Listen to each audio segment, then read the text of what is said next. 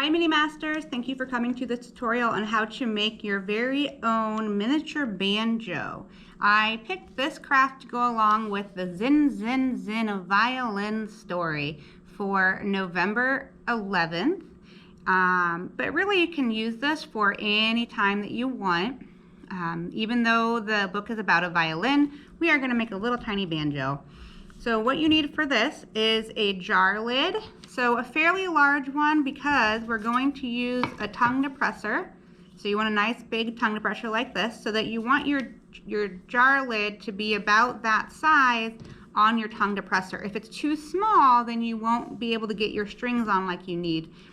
And then you need some rubber bands. Some newer ones are probably work better, but really any rubber bands would do. They could be colored ones. I've got some just regular old plain ones here.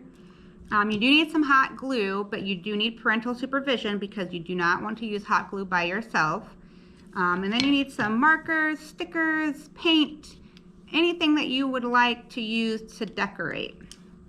So first of all, my juice lid here, or my jar lid, just in the sake of saving time here, I'm not going to paint it, but I would recommend it. You could probably paint this and make sure it's completely dry because it's kind of boring on this side and this side. You're not going to see much of this side because we are going to glue it down, but it would be nice to kind of have a fun color, bright fun color.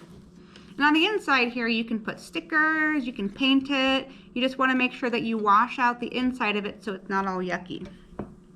So then for our stick here, you can decorate it any way that you want. So remember, your banjo part's going to go down here, so you don't need to do the whole thing unless you really want to.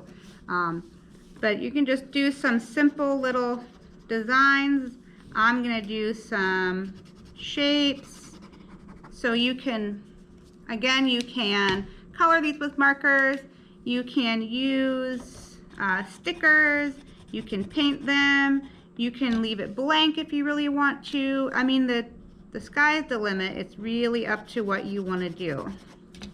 I just am going to put a couple of squiggly lines, some shapes, nothing too fancy, just so you can kind of get the idea. That's going to be in that part there. So now, this is where you might need some help too. You want to take your rubber bands and you want to put them around the juice lid. And you want them to be pretty close together, but you want them to be flat. Be flat all the way around because you want to make sure that when you pluck them, it's all even.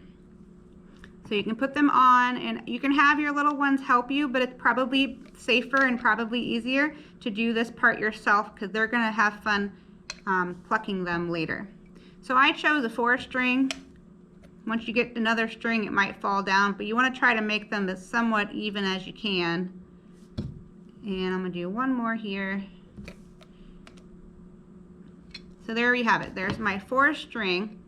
So on the back here, what you can probably do is to keep this secured right here is take some hot glue and just put on top of the strings here. And then you're going to glue the whole thing to the back, well, I should say glue right here, but you're gluing it on the top of your stick. So this is like your banjo, the arm, and this is the little part here. So then once you would glue it on there, and once it's completely dry, then you can go ahead and pluck your little banjo.